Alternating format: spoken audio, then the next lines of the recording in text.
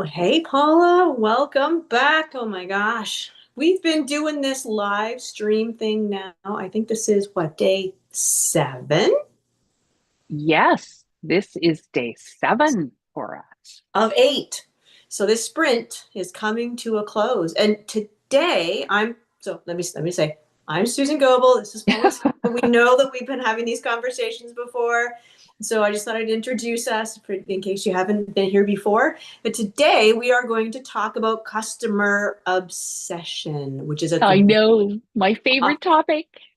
oh my goodness gracious. We've all had those experiences where you are interacting with a business, would be a service business or a product based business, and you walked away, or a government, Oh, and we walked away and, and we wound up going, whew, if only those people could have done it this way. And yeah. so, in this day and age, Paula, I have a question for you.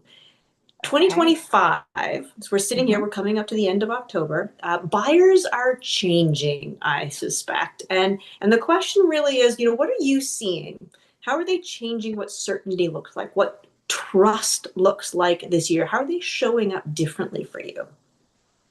Ooh, boy, in which area of my life?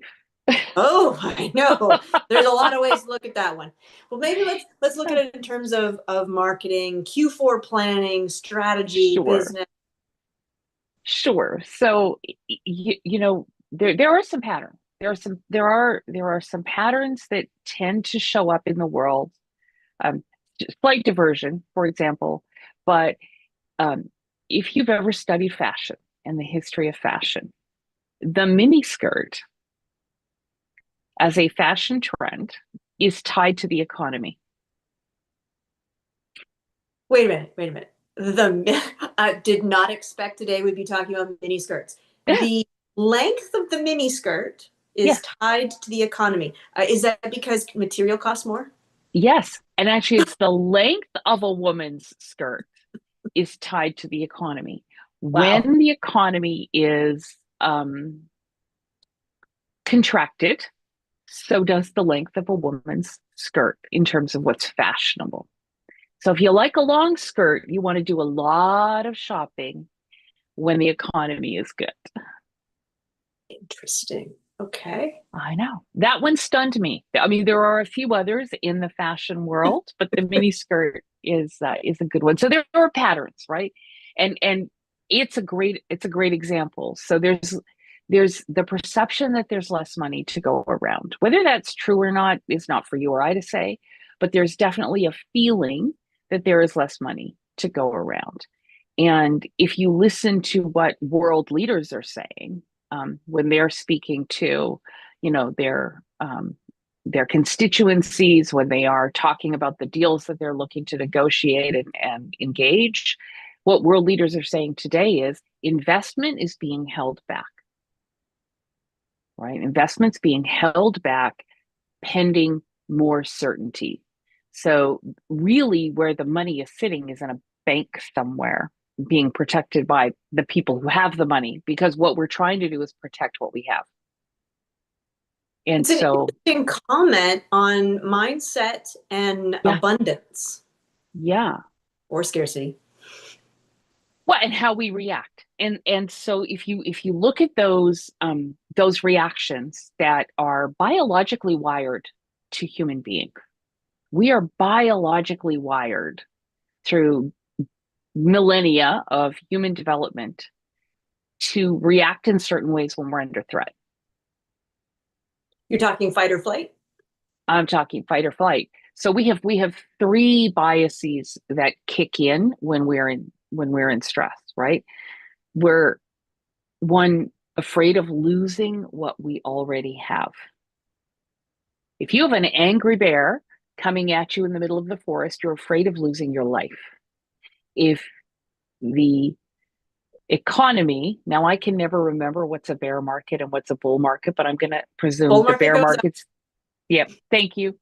So if you got a bear market coming at you, you're afraid of losing your financial life. And when we're in a fear of loss, our instinctive reaction is to protect. So we protect what we have. The second thing is that whenever we're under stress, we have two biases that really just slit our throats every time. The first one is action bias, and the second one is groupthink. Now, these are So not the we can define psychological those. terms for them. Yeah, Sure. maybe we can define those a little bit. Have you ever heard a coach say to you, you know, you're feeling trapped, you're feeling stuck. I want you to get up and do something. Just do something. Okay. Organize your office. Make a few phone calls, right? Action bias is when we feel like we're out of control. And so we have to do something because doing anything feels better than sitting in the lack of control, sitting in the uncertainty. And so this is when you see, and it's not the biases themselves, but the way they play with each other, right? So they're playing with each other, having a field day in our psyche. They're having a party like little toddlers with their trucks. And if you're not aware that they're at play, then you can't kick in your own critical thinking skills to say, hold on a minute, kids. Mom's here, right? Our adult needs to get into the room and say, hold on a minute, kids. Mom's here. There's no ghost under the bed, right? It's not a ghost, it's your toy. It's not that scary. And so what happens with action bias is action bias plays with our fear of loss, and we have to do something.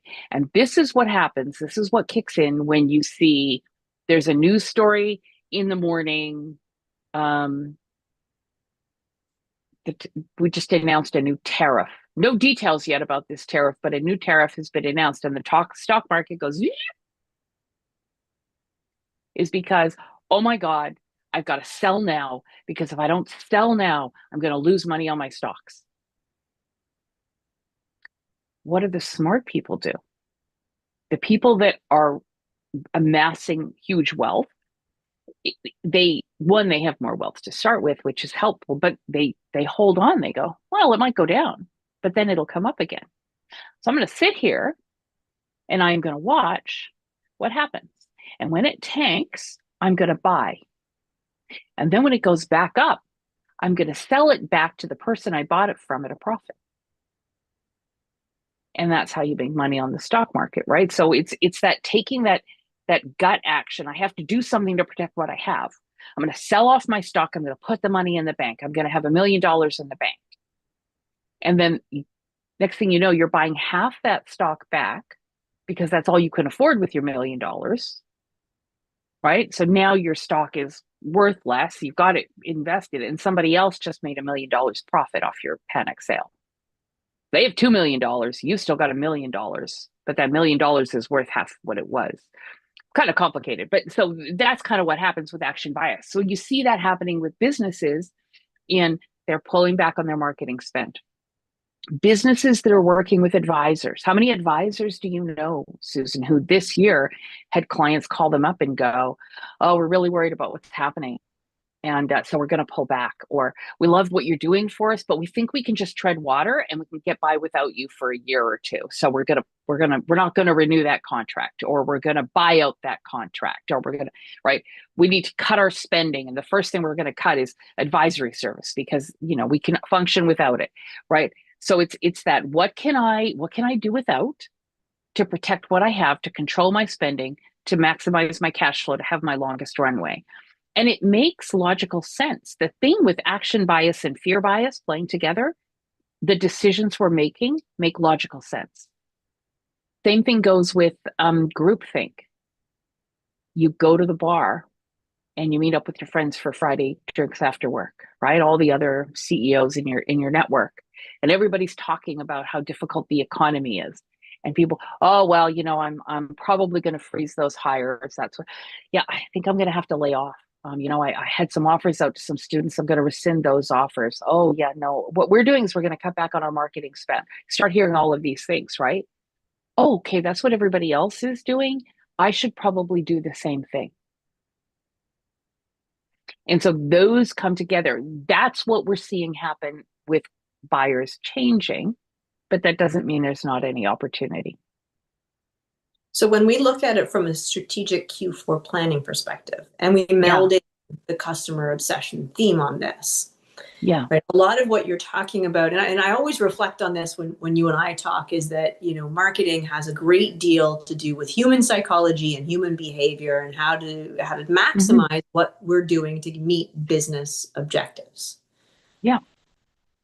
So if I'm an owner, a Yeah. leader in an organization, and I'm heading into my Q4 planning, how do I talk about people showing up differently before a sale, being ready for a sale?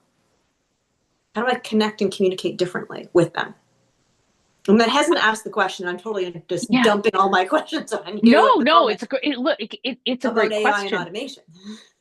I think what we do when we head into our Q4 planning, right, is we all know these things. Nothing I just said is a shock to any, but it shouldn't be a shock. If it's a shock to you, call me. We should talk. But it's not a shock, right? But what we do is we go in and we say, okay, I sell ice cubes to people. How can I make ice cubes valuable in this climate? Well, if the climate just dropped to permanent, like 20 below zero, maybe the question you're asking isn't the right question. Because I could just, I'm more interested in thawing ice than I am, I want the water pipes to run in my house. I've got enough ice. I need water. So the question really that we should be asking isn't how do I show up differently? The question, or how are customers showing up differently? It's what's going on in my customer's world right now, and how has that changed? What's happening in their world and how has that changed? And then how can I help them solve the problems that those changes are creating? So it's a series of questions. And I think coming into our Q4 planning, look, this year has been crazy. Nobody was ready for it. Well, I have actually met a few people that were ready for it, and I'm very impressed with them. But the other 99.9% of us, no, not ready. So nobody was prepared for just how nuts this year was going to be, just how unhinged it was going to be. But now we've had a year of going through the trauma, adjusting to the shock. We've got our sea legs, let's call it. We've got our sea legs. We're used to the ground shifting beneath our feet on a constant basis. So now look at it and we go, okay, how are my customers reacting? Why are they reacting that way? What are the problems we're facing? Sales trainers they're rocking it right now. Like all of a sudden, we've realized that selling is not shooting fish in a barrel. Selling is not going to the abundant stream as the salmon are running and dipping your net in and pulling out 8 salmon, right? Selling has become now a thing. If you watch marketing blogs and the marketing conversation between the marketing experts, everybody's come up with this brilliant idea that brand matters. And if people have to know who you are. It's true. It's always been true. But we live in a world where everybody's foundations so their trust is a little bit gone. AI is coming into the picture. We don't even know if what we're seeing is real anymore. So you think about, you used to sit down when we were kids, sit down and watch the news with your parents on at 6 o'clock, mostly because you had to, or they wouldn't let you watch the show you wanted at 7. But the news was on, and there was great trust in the news because there were journalistic ethics. There were all of these protections in place. Those don't exist on social media. And now we sit down to watch the news. We're probably on YouTube and we're getting clips. And this news station says that news station can't be trusted. And so we don't even believe in journalistic ethics anymore. And the person doing a podcast suddenly becomes our source of information, but we've never met that individual. We have no idea what their beliefs are. We have no idea what their ethics are, their morale. We know nothing about them except the face that they present to us. And they aren't under any obligation to be truthful. And this is new. So we don't trust what we're getting. Um, and so, it's no shock that, wow, human prospecting is now important. Brand is now important. But deeper than that, the way we show up and serve our customers is now more important than ever before. And we have to understand how those customers are showing up. And so that could be things like, um, I have always expected that my clients, I'm not saying this is true, I've always expected that my clients will pay my speaking fee up front to hold the date.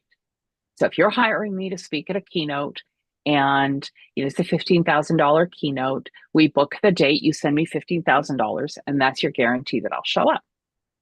Maybe today what you need to do is change that so that the client is only paying $5,000 to secure the date, and the remaining 10K is actually due on the day of the event, because now the client is collecting money from their buyer in a different way, and that upfront fee might be putting strain. And so it doesn't necessarily mean you change what you do, but maybe you change how you sell it, you change how you package it. It might be that more people need short-term focused help rather than an annual advisory. We're talking about advisory contract. It could be that the market has moved, geographically has moved. Maybe I used to do a lot of business in the United States, but with the tariffs, it's really hard for me to compete. However, Canada has 51 free trade relationships. We have 15 free trade agreements that cover 51 countries, and that is growing every day. Maybe we need to be looking at a different market. Well, if we're looking at a different market, they probably have different social protocols, different cultural protocols, different color meanings, right? Different hand signals mean different things in different countries. You get yourself in a lot of trouble, right? So you've got to now think about, how do we communicate? How do we position it? Does the way that we deliver this service need to be adjusted for the cultural norms in another country? The UK is very so the US is known for making quick decisions and being very, it's money, it's going to make sense, we're going to do it, we're not move quickly, right? That is sort of what we all believe the US is known for. You take that and you start selling into Europe, Greece, known for a much more relaxed attitude towards getting things done. The UK, much more risk adverse. So you might need to change your expectations of how fast a deal will close. There's so many things. There isn't one answer. I think the biggest thing, there is not one answer. Well, I think that the ability to have the conversation when you're doing strategic planning at the end of the year comes down to two components. One is being able to ask good quality questions. And sometimes that means that we need outside perspectives because we are used to doing things in a certain way. And so that, as well as understanding trends, is the second piece. One of the things that has surprised me, I've been remote since 2014. So, the COVID stuff, okay, everybody's remote now, gotcha. But I've always been remote, so it hasn't been an issue for me. Now, I'm finding that a lot of the people who have been very successful in being remote in the last 5 years have been struggling. And those who, for instance, have been not struggling are people who have decided to plant their flag locally. And that means they're able to do some more things in person that makes things easier to gain clients, gain trust, do these. And so you look at the trends that you have when you're having conversations and you're doing strategic planning, whether it's every quarter, every year, whatever it is. Asking good quality questions and understanding the trends and who you need to talk to would be important. Just some random thoughts. From a practical sales perspective, absolutely. That's where you get your information from, is talking to human beings. AI. A story. Yeah. So I love that you just said that, because I in August was doing some strategic planning, and I sent out to my top 10% of my clients an email, and I asked them 3 questions. I was looking for these feedback components. I was trying very hard to elicit response. So one of the things that I always find interesting is that I work very hard to get my open rates up. so that people aren't thinking, hey, you're spam or anything else. So, okay, so I get my open rate up. That email went out, and 98% of the people who received it opened it. Yeah. Awesome. 87% of them actually took the time to go to the form. Now ask me how many people filled out the form. Correct, because I know you know this story. It's really hard in some cases to get the feedback that you need in order to make the good quality decisions. Now, if I picked up the phone to every one of those, logistically not possible, but if I picked up the phone to every one of them and said, hey, can I just, bend your ear for 5 minutes? They probably would have given me answers. Yeah. Again, how you do things differently in 2025 might include some of those pieces, but go ahead. I was going to say, you actually just nailed it. You actually just nailed it. Okay, you can't have a personal conversation with 5,000 people on your mailing list. But what you can do is identify the 25 or 30 people on your mailing list who are most representative of your ICP in terms of their, oh, yes, your ideal customer profile. So your ideal customer in terms of what they look like, looks like a mouse, smells like a mouse, must be a mouse. And you can reach out to those people and say, hey, I'd love to just chat about what's going on in your world and how all this create. Have that conversation. The other thing that is really important is to have that conversation without putting on your sales hat. Mm-hmm. So you're not probing for pain in the Sandler way or the Bant way, where it's like, what can I use as a hook to sell you? You're really saying, hey, how are you approaching this? What are you doing to deal with this uncertainty? How's that working for you? And empathize. Oh, it's got to be rough. Man, that sounds rough. How are you handling it? What's that doing for your bottom line? What's that doing for your margins? What's that doing for your projections?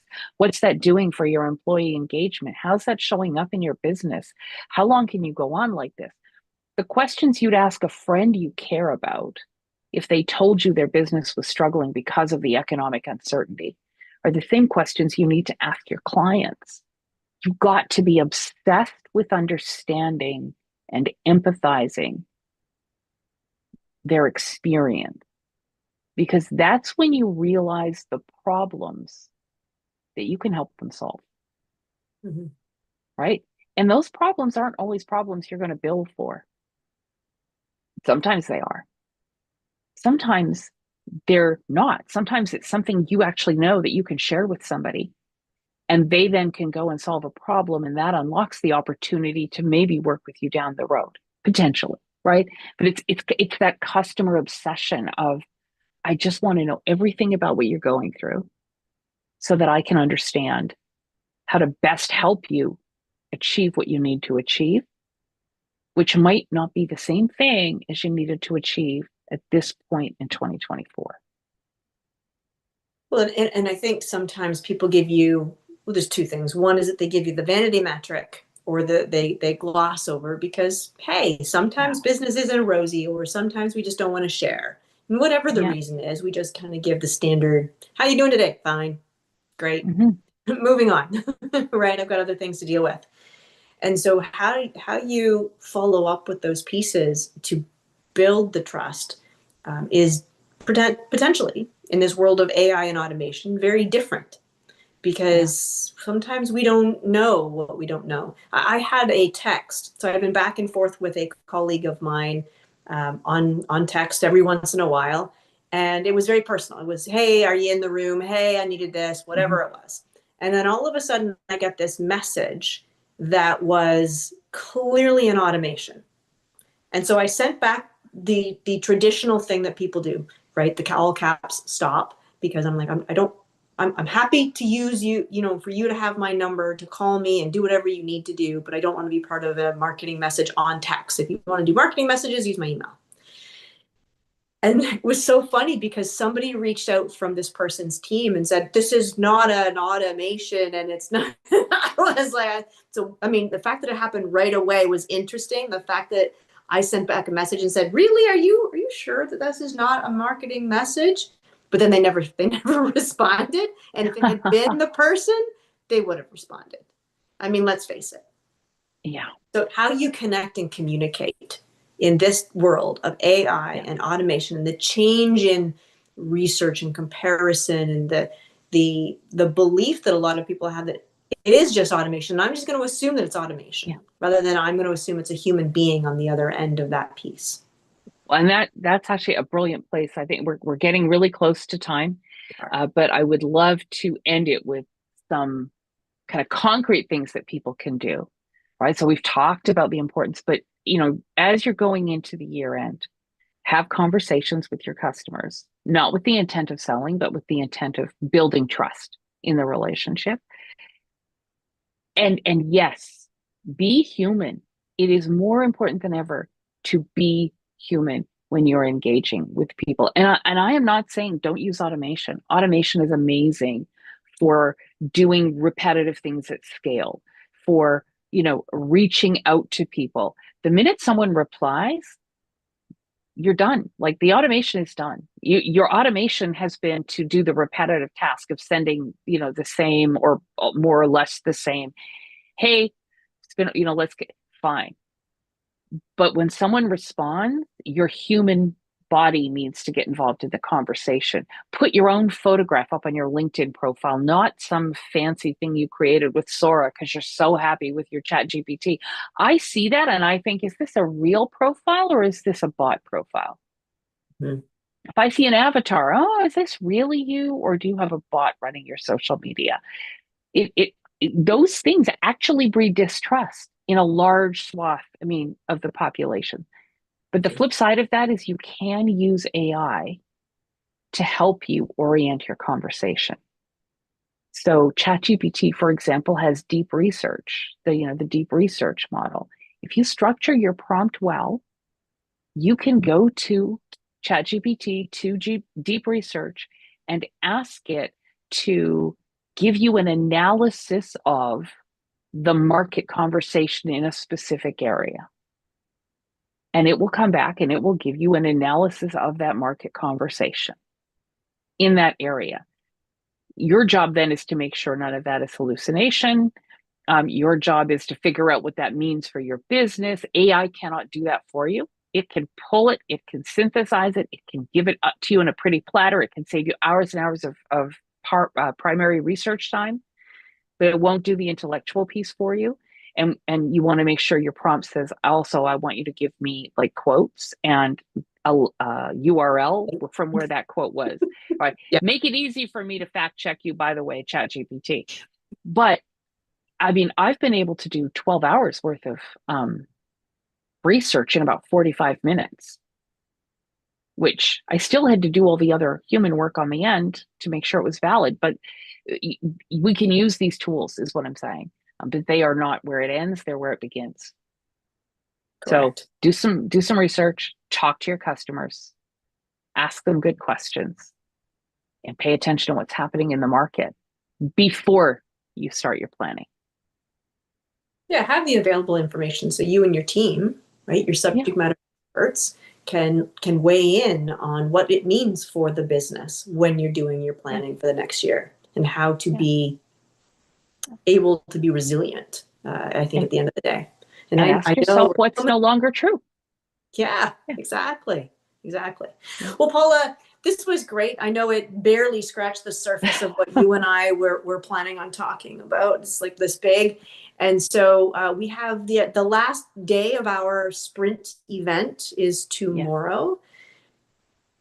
I think, but is there anything we want to talk about and just kind of highlight for tomorrow? I think, we've got Well, a tomorrow, yeah, in 30 seconds, tomorrow, what we're going to do is we're going to go back and we're going to say, hey, we've talked about all these things. Now, what are you going to do with them to build your strategic plan? What are the steps you're going to take to build the strategic plan? You've got 7 episodes of context. Here's 20 minutes of action.